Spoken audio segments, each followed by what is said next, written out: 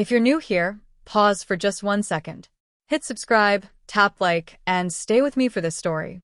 Not because it's dramatic, not because it's shocking, but because it's real. Have you ever felt completely alone, even when surrounded by the people you love most?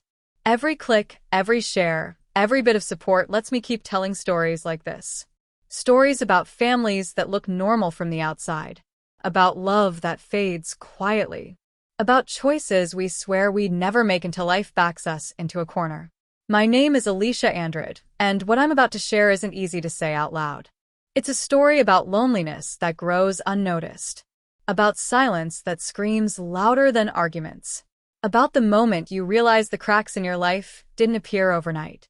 They formed slowly, patiently, while you were busy surviving. And most of all, it's about one night, one ordinary, forgettable night that changed my family forever. So, please listen closely because it took me years to face the truth you're about to hear. What would you do if the person you needed most suddenly reappeared? It was a Friday evening. Not the kind you remember for any special reason. Not the kind you mark on a calendar or look back on with nostalgia. Just one of those painfully ordinary nights that feel exactly like every other one.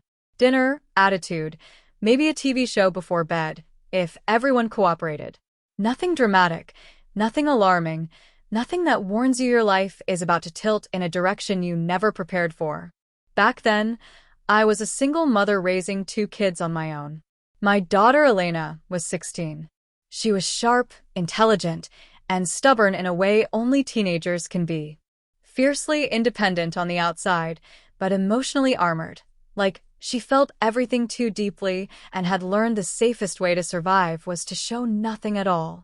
My son Jonathan was 12, curious, talkative, gentle, the kind of kid who still asked why superheroes wore capes and whether math would ever matter in real life.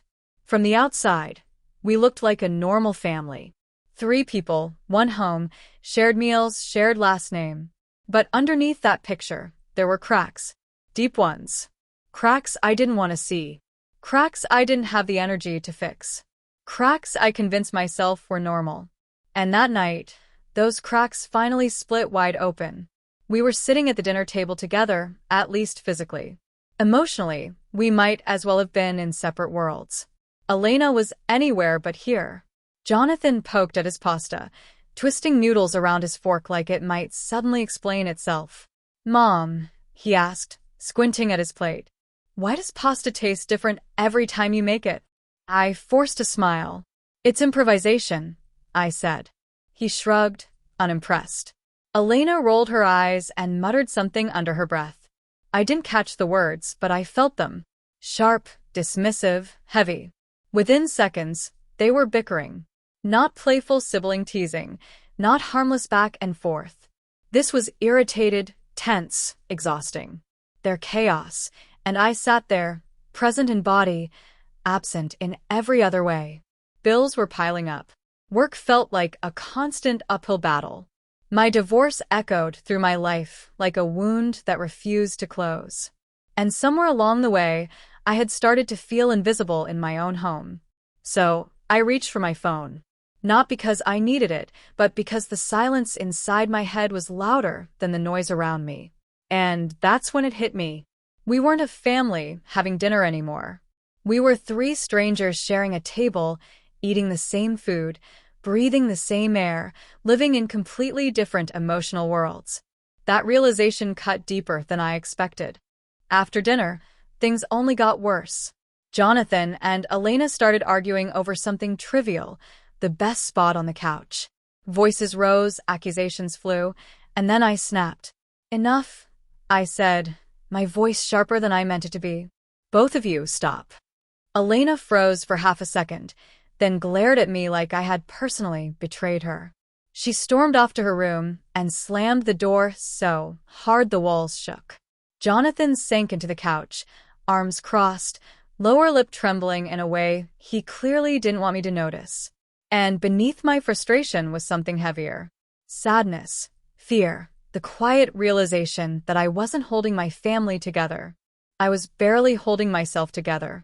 Later that night, I tucked Jonathan into bed. He hugged me tighter than usual, Not like a child who felt safe, but like someone clinging to something they sensed was slipping away. I kissed his forehead and walked out of his room feeling like a failure. Not just as a mother, but as a woman, as a human being, someone who no longer knew where she fit in her own life. I sat alone in the kitchen afterward. The house was finally quiet. The kind of quiet that should feel peaceful, but instead felt suffocating. A half-finished glass of wine sat on the counter. Bills were spread out like accusations. The fridge hummed. The clock ticked. My heartbeat felt too loud. And in that silence, the loneliness I'd been carrying since my divorce finally caught up to me. Carlos, my ex-husband, hadn't always been the man who hurt me. He used to be charming, attentive, the kind of partner you imagine growing old with, but people change. Or maybe they just reveal who they've always been. His betrayal shattered me, shattered our home. It forced me to rebuild myself from pieces of the woman I used to be. And I told myself I had healed. I truly believed that. But sitting there alone that night, I realized the wounds were still open, just hidden beneath routines, responsibilities, and exhaustion. And then my phone buzzed. One notification, one name glowing on the screen. David. My breath caught. David he was the one who listened during my darkest days. The one who noticed when I felt invisible. The one who understood silence because he lived in his own. I hadn't spoken to him in months. Why now? Why tonight?